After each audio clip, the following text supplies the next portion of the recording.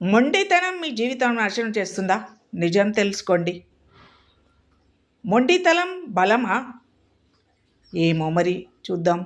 మొండితనం మంచిదా చెడ్డదా? ఒకే లక్షణం. కొందరిని శిఖరానికి తీసుకెళ్తుంది, మరికొందరిని కింద పడేస్తుంది. మరి నిజంగా మొండితనం బలమా లేక బలహీనత? మొండితనం అంటే ఏమిటి? ఒక ఆలోచన, నిర్ణయం లేదా లక్ష్యం మీద ఎటువంటి పరిస్థితిలోనూ మారకుండా ఉండడమే మొండితనం. మరి ఈ మొండితనం వల్ల మనకొచ్చేదేంటి? మన జీవితంలో చాలాసార్లు నువ్వు చాలా మొండివాడివి అని విసు వింటుంటాం. కానీ ఎప్పుడైనా ఆలోచించారా? అది ప్రశంస లేక విమర్శ? మొండితనం అంటే మనం తీసుకున్న నిర్ణయానికి కట్టుబడి ఉండటం.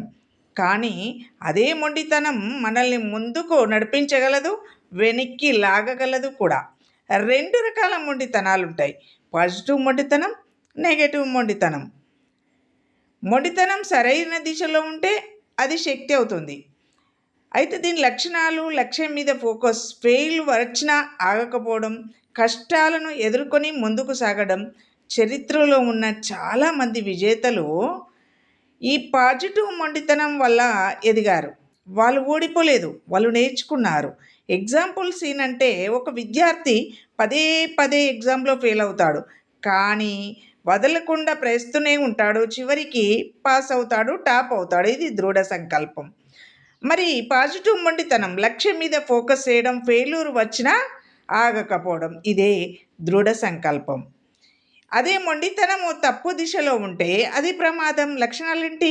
తప్పు తెలిసినా ఒప్పుకోకపోవడం, ఇతరుల సలహా పట్టించుకోకపోవడం, మార్పు అంగీకరించకపోవడం.